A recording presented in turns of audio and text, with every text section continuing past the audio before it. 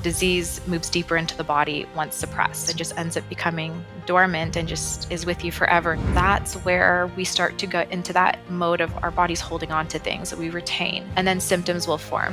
We have to view symptoms as something we're grateful for. It's a beautiful thing, really, because it's our body's cry for help.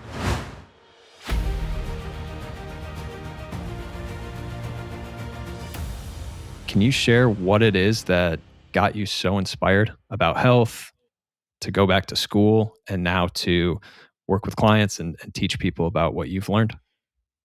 Yeah, it was quite a long story, but it definitely, I think it relates to what a lot of people have also gone through. I started really as long as I can remember. I would say the age of like 4, I had really bad eczema. That was the first like health issue I was aware of, at least. And it was so bad to the point, mainly on my face and around my mouth at the time, but it was so bad to the point that anywhere I would go, every single person would just be staring. And it made me as a child really self conscious, but also it was very painful. It was like I couldn't eat certain foods. I couldn't open my mouth wide enough, or the cracks from the eczema would start to bleed. So that's where things really started.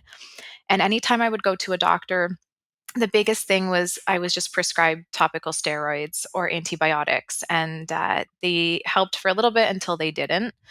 So I actually ended up going through topical steroid withdrawal syndrome when I decided that, I can't use this anymore. And this was, I would say, like early teens. And I ended up having eczema on my entire body. And from there, as I got older, I also developed, I should say, I had an extremely unhealthy diet. My mom, she's Lebanese, and she always made like home cooked food and things like that. But I had a major sweet tooth. So I binge ate a lot on everything you can imagine, and copious amounts of it, like sugar, food coloring, all the things, all the junk food. So that did cause all my health issues for sure. And we do have family history of autoimmune and things like that. And like they say, um, your environment's the gun, but it's really, or your genetics are the gun, but it's really your environment that pulls the trigger. And that's where, for me, it definitely came into play. So I started developing PCOS, which a lot of my family members had. I also grew up in a damp home, so there was quite a bit of mold, and I was exposed to quite a bit of it. And it really affected me already having so much inflammation before that. So I had mold toxicity, and then that's really what triggered my IBS. I would say by the time I got towards the end of high school, I was going initially to school because I wanted to go to medical school and be a doctor. So my program was really aggressive in university. It was, heavy like calculus and physics and chemistry and all those things all at once. So that, with my health issues, it was just a lot of stress, and that's really where my IBS kind of snowballed, and it got so bad to the point where I couldn't even go to school anymore. I would be sitting in the university hallway just like curled over on the floor and in so much pain, and my mom would just have to come pick me up all the time. So I missed a lot of classes. There was a lot of um, just, I would say, missed everything. Like I hardly could leave the house at that point just because the flares were so bad and so painful. I lost a ton of weight. I wasn't able to work out, and I was super active prior to that. So that was tough. And then one thing just kept coming, and the next thing ended up forming was, I think around like the age of 19, was psoriasis. So that was, I still had my eczema at this point. I had my PCOS. I had obviously insulin resistance, which is what drives PCOS, and then my IBS, and then now psoriasis, and of course the mold toxicity and the topical steroid withdrawal all together. So it was just like one crazy thing, and I seemed like the only person in my family that was actually struggling with all of this, so no one could relate. My family was not holistic at the time. My mom was health driven, but she didn't really know much about how to help me naturally. So again, I kept going to doctors, and they were like, the only thing we can do for you is give you a biologic, as my psoriasis started to progress. And with that as well, I also had the, I would say, something that for me made everything a lot, kind of like woke me up. It made it a lot worse, was I developed psoriatic arthritis. And this started to inhibit things that I love to do, which is, sports and activities and all that stuff. So that was hard when I when that happened, I started to really wake up and be like, I can't be on biologics and medications my whole life. I'm 19, I'm turning 20. There's got to be a better way. And that's what got me into starting to look into holistic practices. One thing that was really important for me was to note, I should say, was that I was very anti holistic anything at the time. I would roll my eyes if someone said the word organic or gluten free. I was very much just like medical focused, as that's what I wanted to do. So it was really a big turning point for me to accept that maybe holistic is the direction that I need to go in. And so I started working with a homeopath who explained so much to me that I never heard of before. Things especially about imbalance in the gut and how pathogens drive histamine and how my mold exposure is driving a lot of my inflammation and my hormones, why they were out of balance. So it kind of opened up like a whole new world for me. And I just dove head first and started researching everything I could possibly find online. And I grabbed every book I could find. And I fell in love with holistic health because I realized how everything was connected. And as I started to change my diet and take supplements and homeopathics, and I started to see relief and improvement for the first time in my entire life, that was what confirmed for me that I was on the right path. And so from there, I decided I did complete my degree in biological sciences and chemistry, but then I decided I didn't want to apply to medical school. Instead, I wanted to go the holistic route. So I went back to school for holistic nutrition. And then I got my certification in immunology as well, because what I really wanted to focus on was helping people reverse their autoimmune, since that's kind of what I went through. And I really related to that. And I felt like there wasn't a lot of help in that area at the time. And then from there, I went back to school to be a homeopath as well. So that's kind of the story. And now where I'm at is I just mainly focus on autoimmune disease, specifically the skin. I have a huge passion for it. And it's something that is so fulfilling because it's something visible that you can see. So when someone comes to you and they have, major rashes and then they starts to go away and clear up, it feels so amazing to see that. So that's my specialty. And I use a lot of homeopathics, natural products like herbs and nutraceuticals in my practice as well. Wow. Yeah, that's definitely explains a bit about where like your passion comes from and wanting to find it out. And you know, like a lot of people, I have my own story too, just kind of stepping through different diagnoses or symptoms or problems. But being in that holistic world of people who, in a lot of cases, like you, like end up there because there's no other choice, or because they've tried everything else and finally like, all right, well, let's give this a try. I can definitely say the people who suffer from skin issues are some of the most miserable. And I don't know if it's because it's Yeah, on the outside, so it's very blatant and everyone sees it. It's a little different than if you're definitely. just, I didn't have that as much. So, even though I felt very terrible inside sometimes, I always just kind of like, well, the people with the skin, they got it tough because you walk outside and the whole world sees, a reflection Exactly. of how poorly you see. So that's really cool that you've been able to turn that into, gift and be able to help other people with it. And I can imagine it's pretty rewarding when that changes, because that would be life changing for people. Especially, it seems like, do you work with more kids or adults or a mix? Because it seems like one of my first big like health issue that was kind of like a wake up call was with allergies. And as I've studied the stuff, looked at it more, worked with clients, done my own work, there's sometimes a progression where kids will grow out of things, and it really seems like a lot of the skin issues hit kids at a younger age, and then sometimes they'll grow out of that or grow into allergies, and there's kind of a progression. Asthma is another related symptomology in there. But are you focusing on one or the other, or you see a broad swath of people? I work with everyone essentially. So even if someone doesn't have skin issues, for example, like hormones, allergies, I get a lot of people who have, it's funny enough, snoring. They're like, my partner's losing their mind because I snore so much. Is there anything we can do? And I'm like, of course there is. It comes, down to, again, having a lot of congestion and that inflammation is driving that. But yeah, so I do mainly work with adults. I find that a lot of times, parents are more skeptical to try, which is I find is a little bit odd, but I can't judge because I was like that. They do have a little bit of a hesitancy giving their child natural things. So a lot of times, if I'm recommending homeopathics or herbs, they're kind of like, "Oh, is it okay for kids?" And so a lot of times, they end up just trying the diet portion of things, but not the supplements. So mostly I do work with adults. It is nicer too because there are certain remedies you can't give kids where you can give adults. So it does make it a little bit easier to work with them.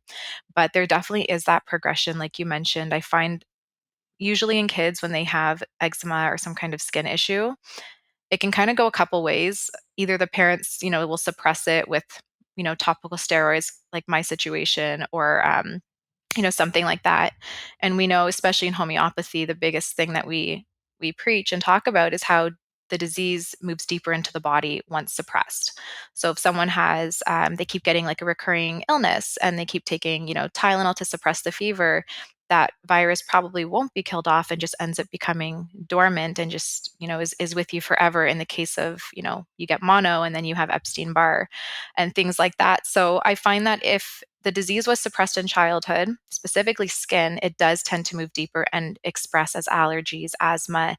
If that gets suppressed with more steroids and it just keeps moving deeper, most likely we see very commonly autoimmune form later on and things like that. And that was exactly what happened in my situation.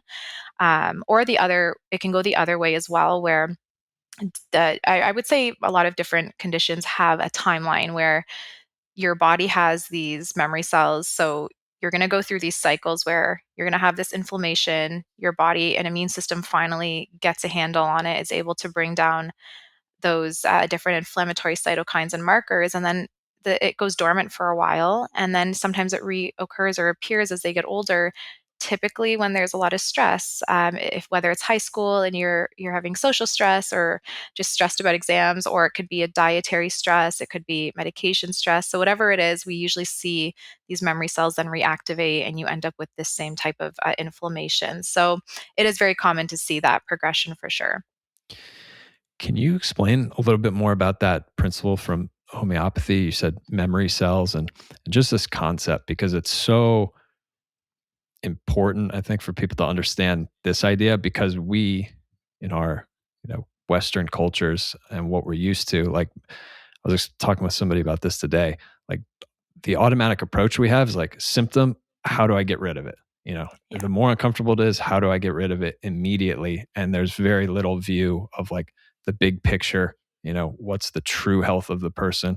What is the symptom telling us, maybe, instead of Yeah. just immediately freaking out. And so that's our current understanding that there should be no symptom and that we can take a strong chemical or some other strong intervention to immediately erase it and that might be good in the moment. It's kind of like trading the future for the moment. Yeah. Like it's more comfortable Exactly. now, but there's problems later. And I think one thing a lot of people struggle with when they start having health issues is having that mindset ingrained. So it's on such a short timeline, and getting out of a chronic health issue or rebuilding health, it's a long timeline.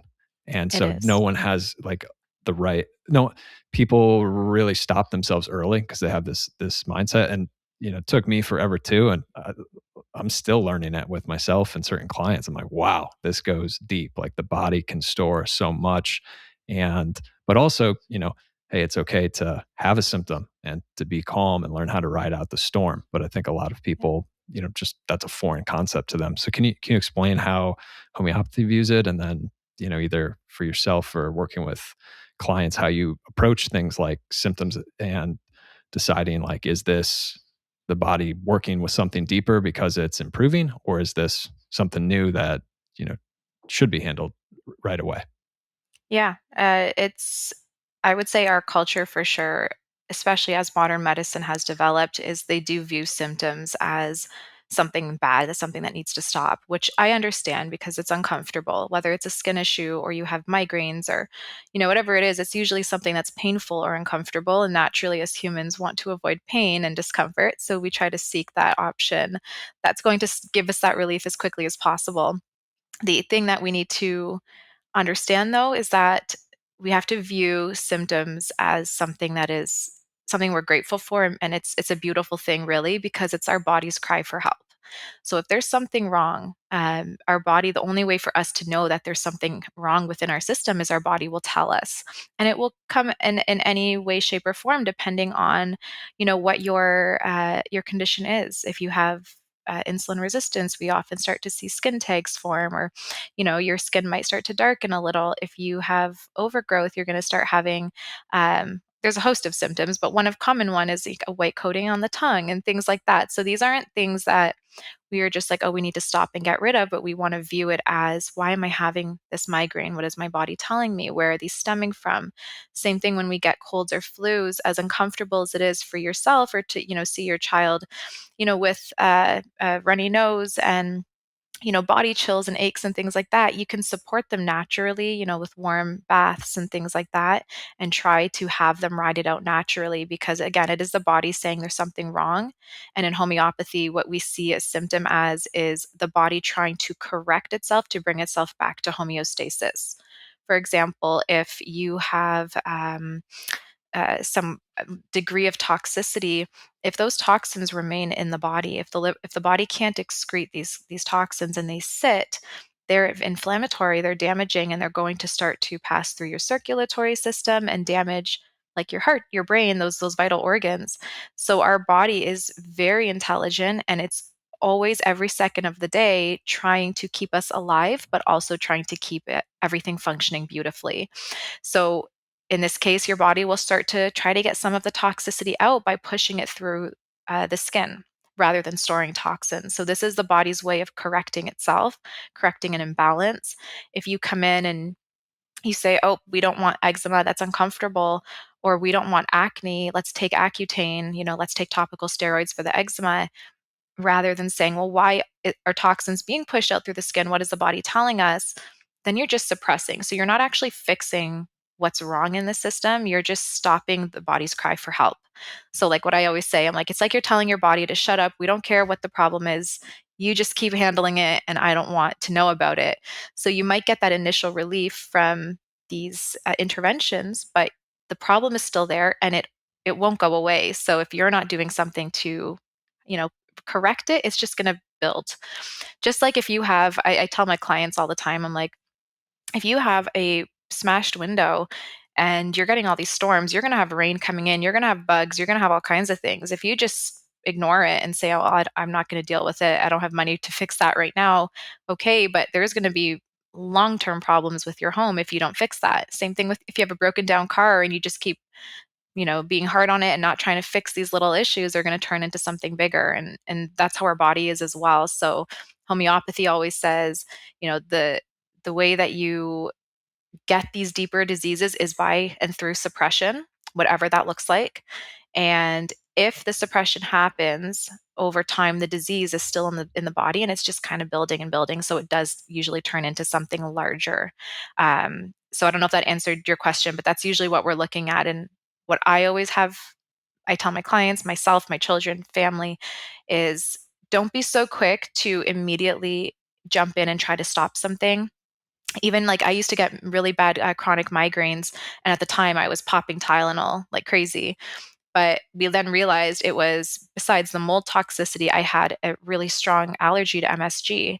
And I was eating ketchup chips and Doritos and all the things that were full of it for so long. And as soon as I stopped that food, that migraines went away. But for the longest time, I was just like telling my body, oh, be quiet, we don't care. So I was causing a lot more inflammation and damage by still continuing my usual lifestyle. And again, just stopping the symptoms. So that's where, if the sooner a condition forms or a symptom forms, especially in children, this is the best time to not suppress and to try to correct things naturally so that it's cleared up. And if you do correct it naturally, the body reachieves that homeostasis if you help it along, again, versus the suppression. If someone's listening to this and is like, "Oh, that makes a lot of sense. Like, I wonder if I'm suppressing." What are common ways that we suppress or people can have a little awareness around to see if there's a different way they want to handle it? Yeah, that's a good question. There's a lot. I think first we want to look at, a lot of times, being in the holistic field, we believe in the mind body spirit connection. So a lot of times you might not have a physical condition or illness, but you might have an emotional symptom. So if you have chronic anxiety or you're having, depression, irritability, those are also forms of symptoms in our bodies telling us, oh, hey, something's off here. And so I think for the mental side of things, if you are, and I have to say this lightly because I do feel like there's times where this is life saving. But for example, like antidepressants, I do think they are overprescribed. I've had clients who go into the doctor's office with anxiety from a chronic illness like IBS, and they say, "Oh, you're just depressed. Take an antidepressant." So I do think they are overused. I'm not saying you never need them, but taking something like that, like a Xanax for your stress or whatever, versus actually saying, "Well, why am I having this anxiety? Is there a natural way that I can help my body through this emotion, through this trauma, and try to approach it through a holistic perspective versus, again, just taking a pill or something like that can go a long way because we can store emotions. We store the stresses and the traumas from emotions as well. And that can be stored in our body and then also cause a lot of disease formation as well. So I think on the mental side is don't be so quick to just take a pill, even, and people are always surprised by this, but if you have chronic anxiety, you want to try to work through that and also find ways to figure out why. Like a lot of times there's that vagal nerve and enteric nervous system imbalance, and there's other things that are going on. You could have dysbiosis, which does cause a lot of anxiety. So trying to find again the root. A lot of people will go and take even just an adaptogen, and they'll be on ashwagandha or, rhodiola forever to manage their stress, or lemon balm. And sure, they're natural, but it's still a form of suppression if you're not getting to the root of the issue. Obviously, if you go through, a death or a loss in the family, or you're a mom with 4 kids like myself, there's going to be naturally stress. But I'm talking more about like the long-term anxiety. If you're not trying to find a way to manage the way you think, shift your mindset, try to have, a different outlook and perspective, and just keep taking things to suppress the expression. That can be one form. So whether it's natural or medicated, I think a lot of times we're too quick to just take a pill or a supplement for some certain things. Very common, what I see suppression, especially in the skin and the gut aspect, would be antibiotics and topical steroids. They're used so much, unfortunately, and they are one of the things that, even if you're like, I'm just taking it here and there or as needed, they can really, really affect the entire system because they're damaging to the liver, they're damaging to our immune system, to our gut, and so on. So, those are the two most common ones that I see in my practice, just working with skin and gut issues. I know a lot of doctors, if you have IBS, the first thing that they try is just to give you an antibiotic to see if it can wipe out whatever's there, which they're on the right track. The only thing I have an issue with antibiotics is that they don't discriminate, so they wipe out whatever is beneficial as well as the negative. And a lot of times they're not addressing the fungus and the yeast that don't get hit with antibiotics, or the parasites. So they just wipe out the good. And a lot of times there's still a lot of bad stuff that doesn't get corrected. So I do consider that a form of suppression. And then of course we do take a lot of painkillers. So I find like the Tylenols, Advils, Aleve. I'm again not saying they're not needed. I know like certain people have severe pain, and there's times where you're like, I can't get through my day without it, and they are a godsend that we do have them.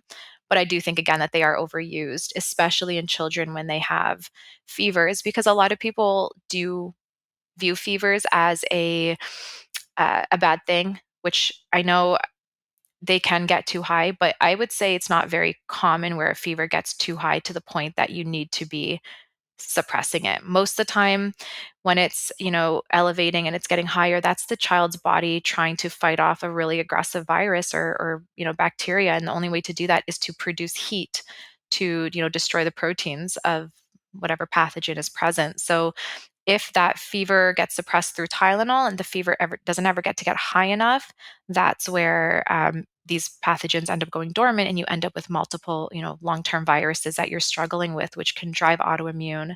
So I always like to first say, before you jump to Tylenol, try other methods like a cool compress, lukewarm baths, and try to support the child's immune system with, greens and vegetables. I know a lot of parents, and I did this, so again, not judging here at all, but I would give my kids popsicles when they were sick, which is full of sugar and only further suppressing the immune system versus supporting it.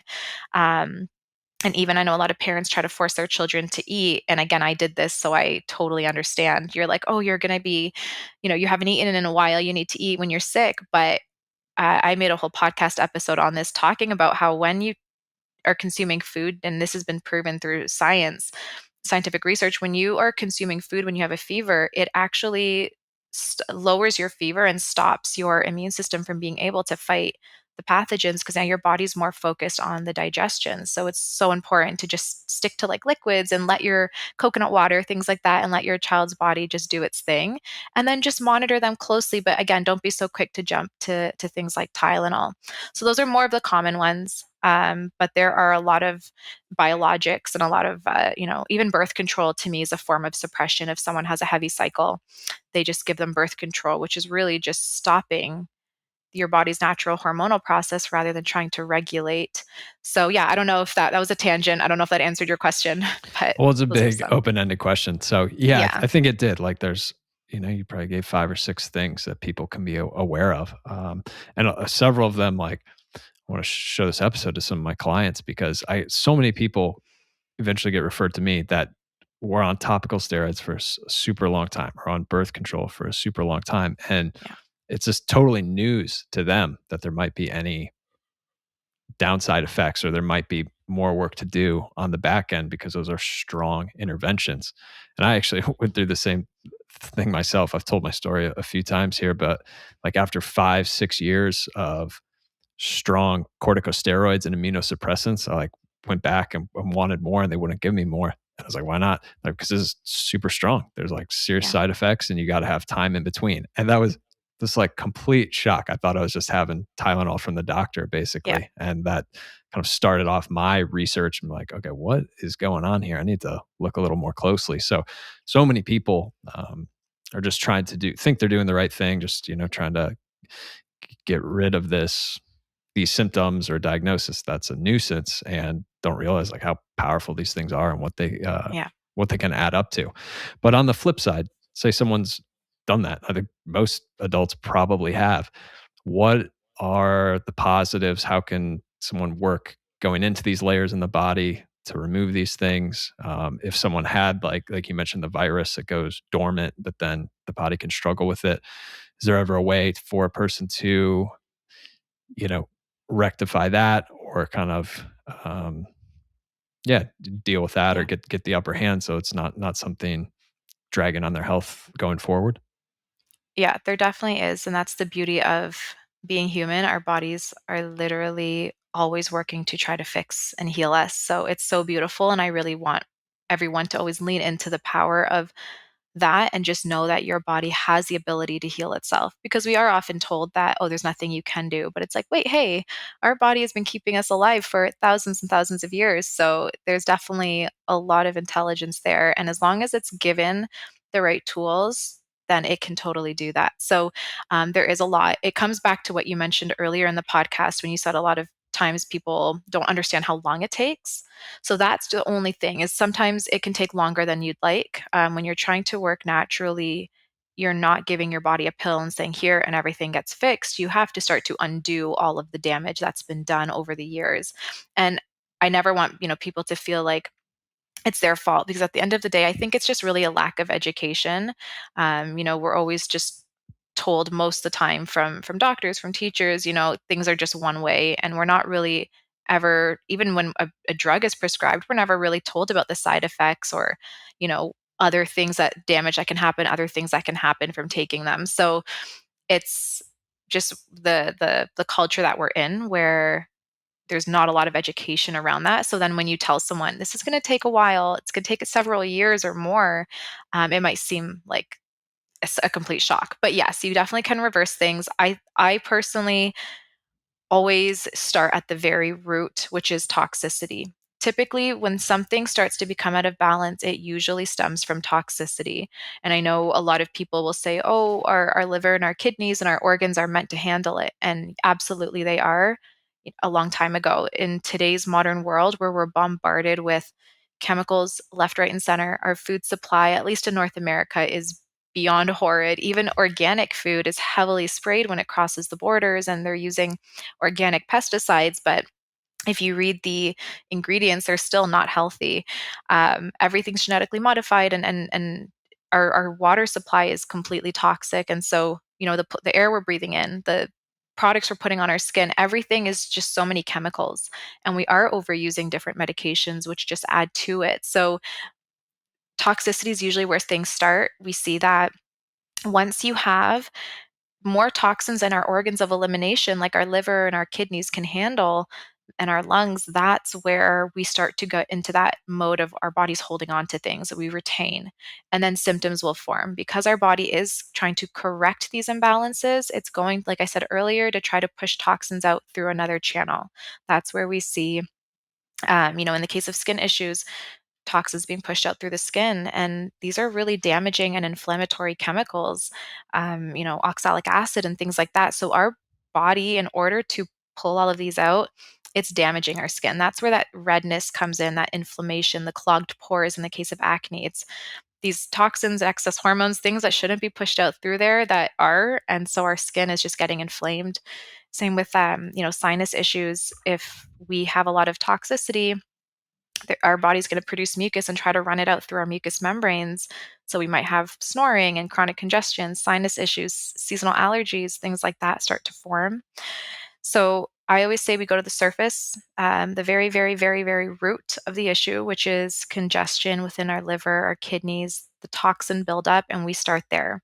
In homeopathy, there's like thousands of incredible remedies that you can use for every organ system to just flush the toxicity out, to open those organs up, to regenerate the cells in those organs, especially the liver, and allow everything to leave the system. And once you do that, that's like step one, then your body has so much less inflammation and less toxicity that it's fighting against, that it has the energy and the capacity to start to regenerate and heal itself. And that's really where you start to see, especially in the case of chronic illness, the I call it like the snowball effect. Once you start, you pick up that momentum, and then it just really goes, and then you start to feel better quicker the longer you do it. Yeah, that's an amazing place to be. It's like, okay, like you could see it happening and you're like, all right, just keep going. Yeah. Take some work to get there. So is that where you start with people or most people? Well, you mentioned homeopathy and using it to flush liver, kidneys, organs of elimination. Yes. So for me, it's called drainage therapy.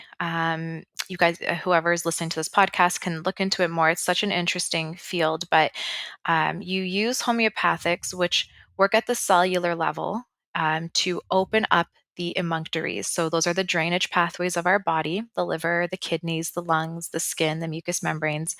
These are essentially like the drains of our body, the way our body gets rid of toxins that are produced by our metabolism, by pathogens in our body, by the food we eat, what we're absorbing. It allows all of that to leave through those channels. Homeopathy helps to get to the cellular level when we start to store toxins, when we have, just to back up a step, when we are starting to get congestion within those organs of elimination, they start to become sluggish. The liver is not able to excrete as much, the kidneys can't excrete as adequately. We will start to retain. So some will be pushed out through the skin through other channels, but majority can't stay in the bloodstream because toxins are very damaging. And so our body will compensate and store it in our cells. That's how it gets it out of circulation. But that's also how chronic illness will form, because once toxins are in our cells, they're there unless you're physically doing something like 48 plus hour fasts or really strong and aggressive cleanses to pull these toxins back out. So as long as they're in our cells, they're starting to damage our cells, or they're activating different genetic SNPs. They're really affecting our entire body, as every bit of us is made up of cells. So this is where the chronicity comes from.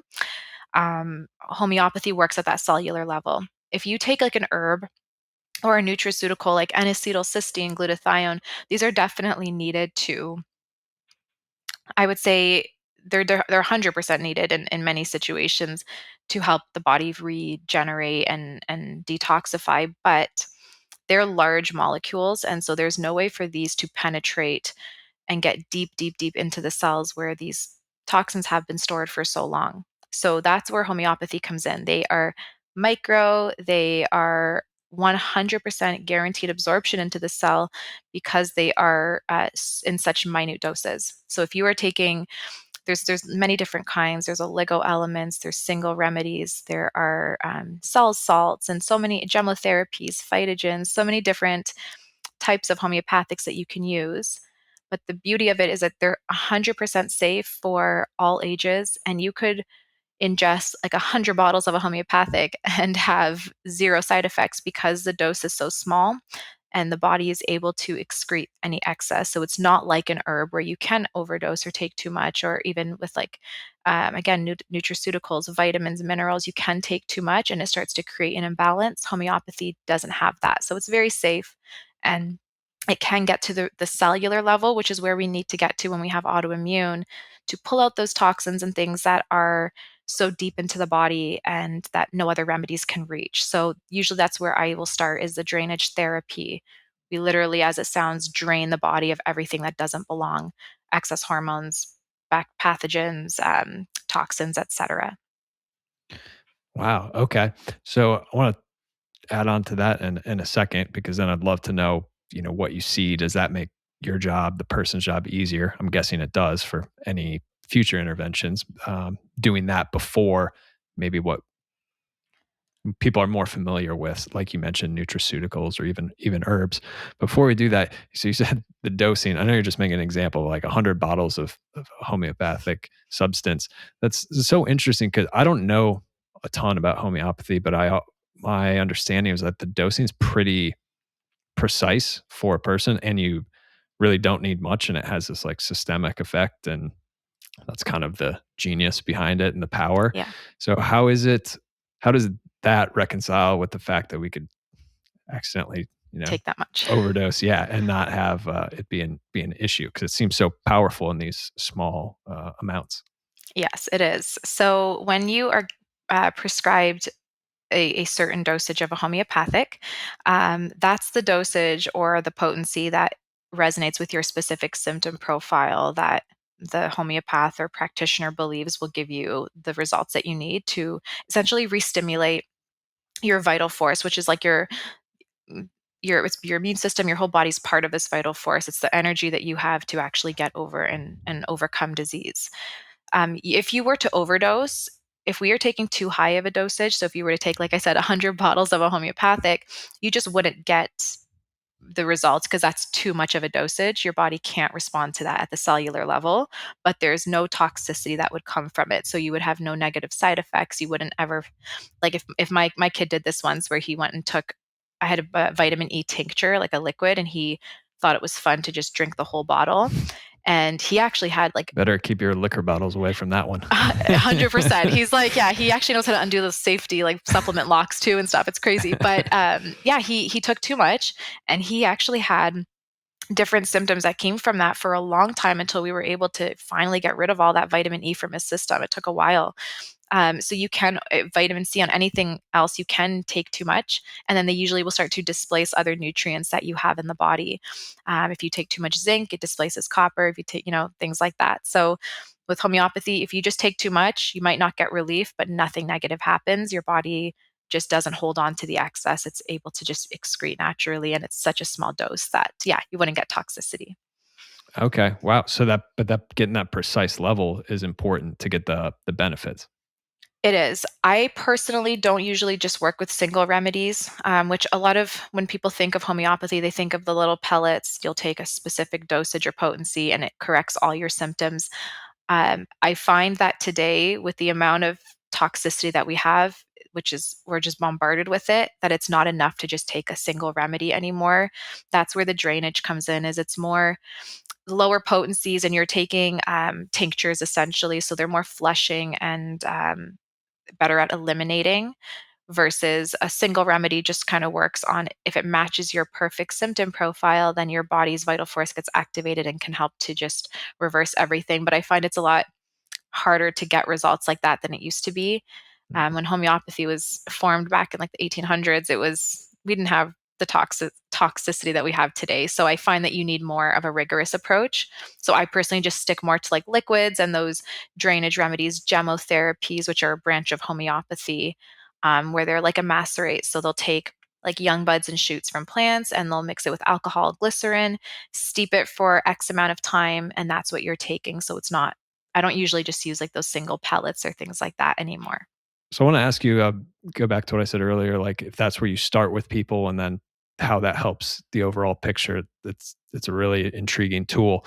And the background behind that is because I see a lot of people struggle, probably in large part because of what you're saying. Like the world's a bit more toxic and stressful every decade. And so things that used to work aren't working the same way. So people will dive in and they, everyone has this learning journey going from what we talked about at the beginning, like, okay, I'm just give me strong Advil at the doctor, prescription, and that'll make it go away. When that doesn't work for the 10th time and someone Yeah. starts to explore something different, people will go this more holistic natural route, but now they might do tons of nutraceuticals, and Yeah. then that has downsides too. Or even too many herbs. Like there can be side effects, and that's not always the most direct path to healing. So when a lot of people start, they'll focus like the gut. And I know you're good at helping people with the gut and clean it up, but I really like how you mentioned the liver and kidney, just because that was my journey too. Like the gut Yeah. was never getting healed. And then when I went to the liver, gallbladder, things like that, Exactly. that started moving the needle. So if someone's and another thing people will do these, jump into a cleanse or like a hardcore detox. And Yeah. again, I think they worked in the past and people were in a position they could get away with that a little bit more. But I see it less and less. Like it just doesn't work, or maybe they cause some harm because they get too big of detox and have no idea what they're doing. And That's you right. know, I was probably 5 to 10 years in, like detoxes and cleanses, before I started learning about drainage. And that is a valuable thing to learn about beforehand. Yeah. So, from that perspective, if someone's listening to this, and um, yeah, I would love to hear more about how you start with people maybe using homeopathic options, especially with the drainage, but how if that can set the stage and then make these later steps. Nothing's easy, but a little more smooth. Yeah. I was the same way. Like I actually, when I went and dove headfirst to holistic stuff, and I started taking, I think I was on like 30, 40 supplements at one time, because I was like, I knew I was deficient in everything and I was taking it all. And then when I had blood work done, I actually had very highly elevated liver enzymes. And as soon as I stopped everything and I went back and retested, everything cleared up. So that kind of confirmed for me, like, okay, I'm taking too much. So even if it's a natural thing, absolutely, herbs and vitamins, minerals, your liver still processes all of it just like it does medication. So maybe it's not as damaging as medication, but it still puts a lot of strain on those elimination organs. And so what I like to do in the beginning is I start with the drainage therapy, which is so gentle, especially because the people that I work with usually are quite toxic. They're quite progressed with their autoimmune. They've been on a ton of different medications already. So their liver usually is already struggling. They either have some degree of fatty liver or cirrhosis or just elevated enzymes. And their gallbladder is, on the verge of being removed and things like that. So they usually are quite sluggish within their organs anyway. And so I find that starting gentle and working on the flushing and the draining before we come in with an aggressive detox is the best way to go. And there's a difference between drainage and detox. So the way I like to explain it is, if you have like a picture a bathtub, I give this analogy to my clients all the time. Imagine if you were, using it for many, many years, and just pretend you were losing a ton of long hair and it was just going down that drain and clogging it. Eventually, if you go to shower, take a bath, and your water's running in the tub, if that drain is clogged, it's just going to trickle out. And so the water will start to pool in the tub.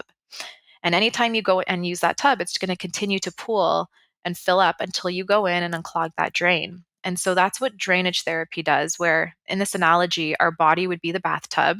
The clogged drain would be our liver, our kidneys that are clogged from just an overexposure to chemicals. And then the water coming in would be toxins coming in daily. We can reduce our toxin exposure by eating cleaner, managing stress, avoiding chemical products, and things like that. But there's always toxins being produced within our body, especially from pathogens and metabolism, from our environment that we're breathing in, and so on and so forth. So if we are continuously having toxins entering our system, but our drains are clogged, even if we have a perfect diet and are doing whatever we can, we are still going to build toxicity. So, drainage therapy, which we start first, just it's like pulling the hair out of that drain so the water can like whoosh right out and drain quickly.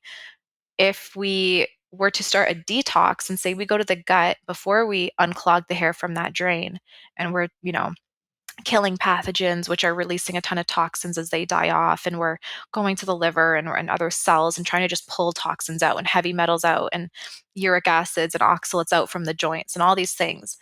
Where are they going to go? They have to exit from the liver. So they're going to go to the liver, try to exit. If that hair is still in that bathtub drain and it's clogged, they're not exiting. So they just recirculate, cause a bunch of inflammation and damage to our tissues, which is often what people call the healing crisis or the die off reaction, and then they just redeposit back into the body. So most of the time, and again, I'm referring more to people who are more chronically ill, but most of the time you're not actually successful at a detox and you end up just feeling really bad, a lot of migraines and way more tired if you try to just jump into a detox, a juice cleanse, whatever it is.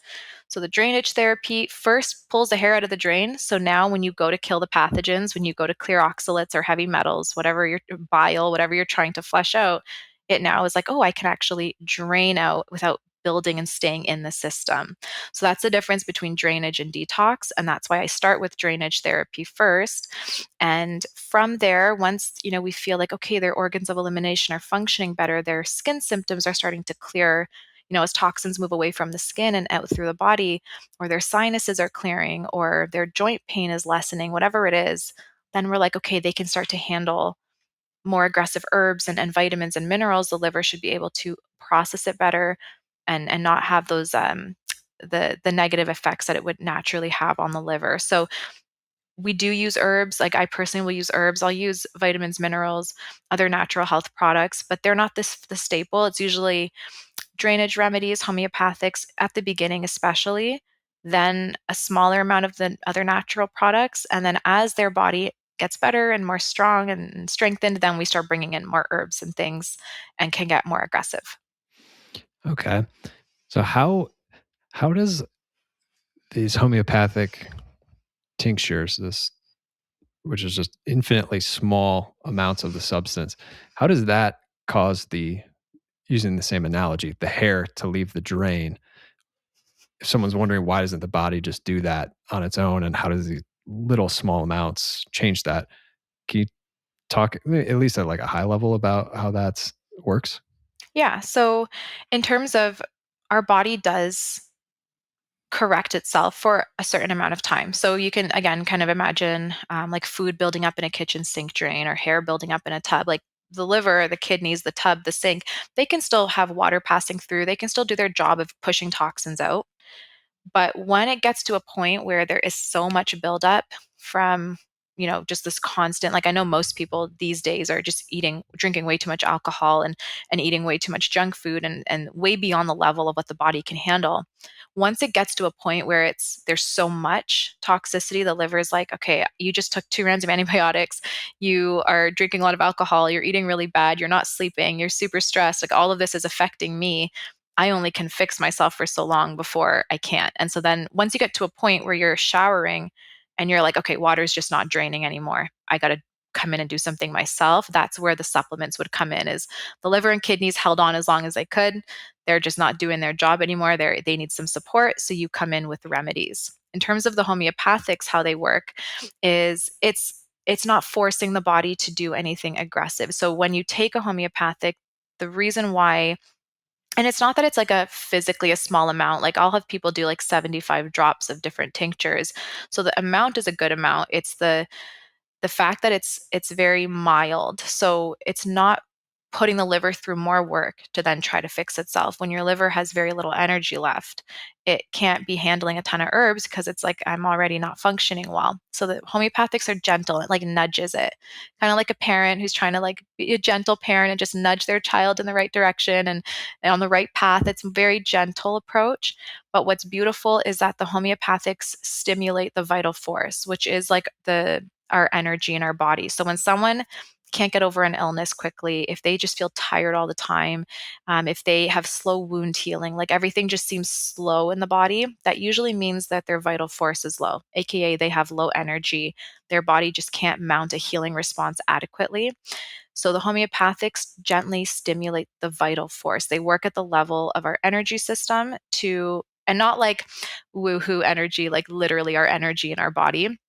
They stimulate it so our immune system and our body can actually come in and have that energy to then be like, oh, we need to clean out this cholesterol and these toxins and things. And so they just work very gently, nudge the body the right way versus an herb or something else that is, or a medication that's really aggressive and just kind of forces change on the body, if that makes sense.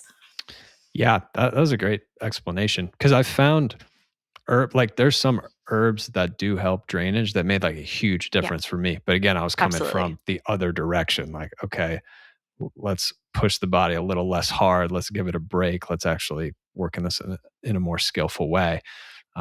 But that does, yeah, because even those herbs, certain herbs, or enough of them, certainly can be strong. And yeah, I love it.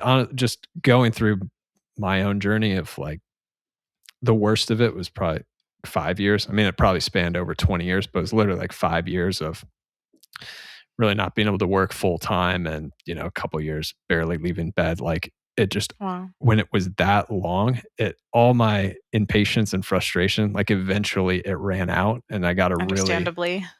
yeah, but I got this up close and personal view that of the true timeline, and my Yeah. head, it had always been like, okay, how do I go faster? When's this going to be over? This has to Yeah. be done now, and that just had to cycle through whatever as many times until it was done. And and so from that place, I saw like the value of things like you're saying. It's like you kind of got to build it brick by brick. And I Yeah. found like the faster my health changed, even improvements, that's not that solid and it can go away just as fast. Yeah. Whereas when like real deep true health was when I built that step by step, day by day, and it did take years, that's when it got like rock solid. I'm like, all right, this isn't going anywhere. Sure, I might get sick and can get injured and things can happen, but like I just knew my body had rebuilt to deep levels, cellular level, For tissue sure. level, all that. But till I don't know how you would like without going through something like that, which unfortunately a lot of people do nowadays. But until I went through that, I don't know how somebody would wrap their mind around it. But having gone through it, I can see the value in what you're saying is starting gently and starting to move it, and that's um, yeah, the working with the vital force too, which is something that's a central tenet of Chinese medicine and some of these more Yeah. ancient traditions. And I know homeopathy is like much bigger in Europe and is more, respected and more widely used there. Yeah. So if anyone's listening and is new to it, it's legit. It's just not as popular over in North America, I would say, as Yeah. Europe.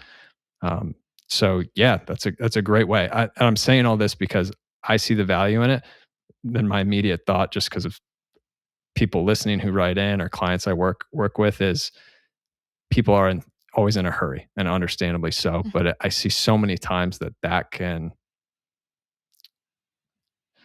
really slow down their journey to better health in the end. But very few people are patient enough because we're trained. You know, you can take a really strong chemical and get a reaction in Yeah. days, if not weeks. So how do you help people understand that? Do you use some of your own story, or by the time they come to you, they're like I was, you're sick enough, you're like, all right, I obviously don't know what to do. What's the plan? Yeah. Yeah. It starts with a mindset shift for sure. I again, like I said, it's human nature to just want things over and done with.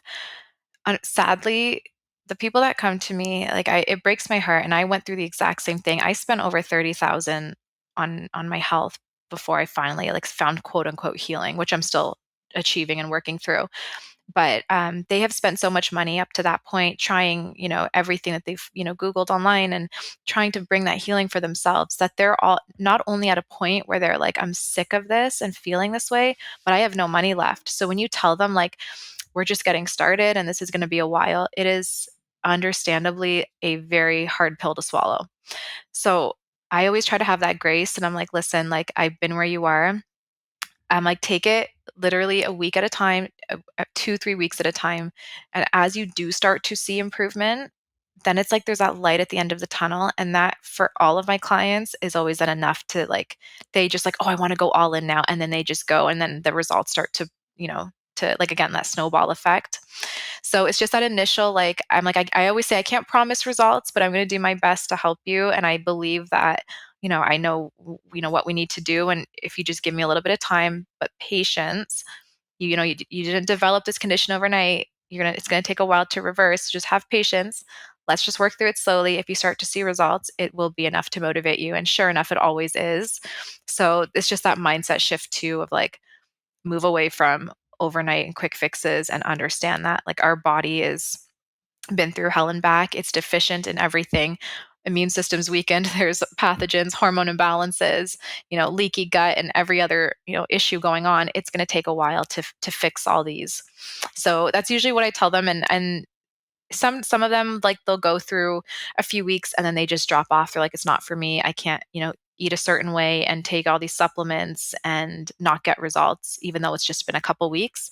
But majority of people do start to understand when they're that sick that there's no other option really for them. They've tried it all and they're like, all right, well, I got to do what I got to do. So it's usually out of desperation, sadly, but it does happen. And I do want to say as well, with the homeopathics, it's not the only way that you can, support your body and flush and detox. It's my personal approach because I just love how, like, when I say gentle, it's gentle in the fact that it doesn't cause strain on the body, but it's quickly effective. So results come very quickly from it.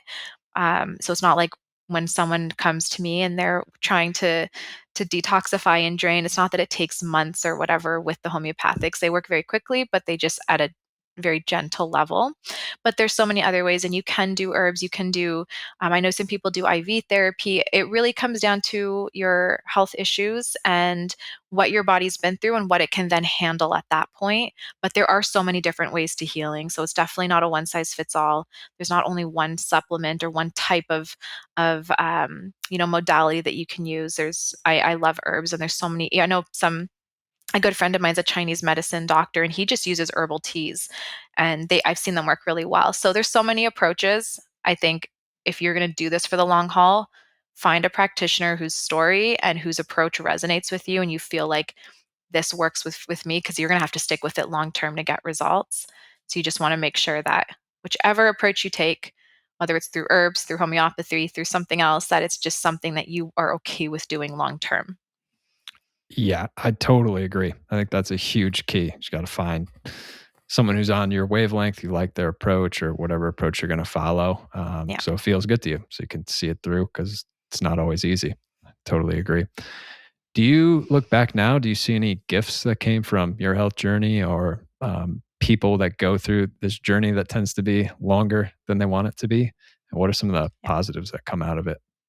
Yes, more than I could be here for hours talking about it. It's in the time when I was going through all of that, especially being younger. I was very much in a victim mentality. I was like, "Why me? Why is this happening to me? Why can all my friends go out and have fun and I can't? Why are my siblings healthy and I'm not?" So it was hard to see the positives at the time. After I found, healing and remission, and like essentially my life completely changed, and I was able to now help other people. I realized that that's why it happened. And I personally, I believe in God. So for me, I know some people are believing in the universe. So whatever you believe in, I think that I was put through that journey so that I could come out the other end and help people, because I wouldn't be able to do that had I not gone through that. And I wouldn't have probably been on a holistic path to even just make sure my kids are healthy. Because at the start, I was extremely, extremely unhealthy. And I know my kids would have been the same. So I am so grateful that I was forced to kind of get through all of that, because not only do I have this, beautiful, thriving business, beautiful clients, and I've helped so many people reverse and their chronic issues, or even just understand that there's another way. I also now am able to help my kids, my family, and myself, and hopefully have that health and longevity that we all strive for as a result. So I wouldn't ever change it.